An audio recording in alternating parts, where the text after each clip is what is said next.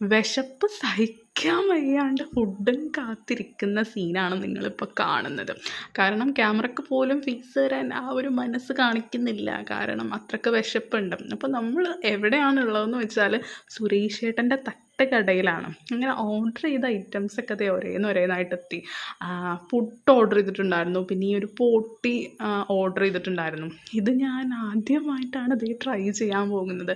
ഞാൻ ഇതുവരെ ഈ സംഭവം ഞാൻ കഴിച്ചിട്ടേ ഇല്ല, പക്ഷേ കഴിച്ചു നോക്കിയപ്പോഴത്തേക്കും എനിക്കിഷ്ടപ്പെട്ടു. അടുത്ത ഐറ്റംസ് ആയിട്ടുള്ള നമ്മുടെ ചിക്കൻ ബിരിയാണി എത്തി, ചിക്കൻ 65 എത്തി. അപ്പം ഞാൻ ഈ ബിരിയാണിയുടെ വീഡിയോ ഷൂട്ട് ചെയ്തുകൊണ്ടിരിക്കുന്ന സമയത്ത് അവിടെ ഒരു കുറ്റി പുട്ട് തീരാറായി. നെക്സ്റ്റ് ഓർഡർ ചെയ്തു ഞാൻ ഈ ബിരിയാണി കഴിച്ച് തുടങ്ങിയപ്പോഴത്തേക്കും. ബിരിയാണി ഫ്രൈഡ് ചിക്കൻ വെച്ചിട്ടുണ്ടാക്കുന്ന ബിരിയാണിയാണ്. ഓവർ മസാലയൊന്നുമില്ല, പക്ഷെ എനിക്കിഷ്ടപ്പെട്ടു.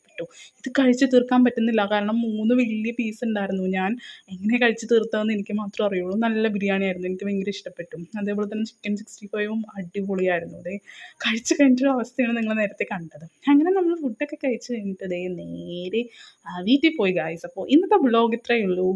ബൈ.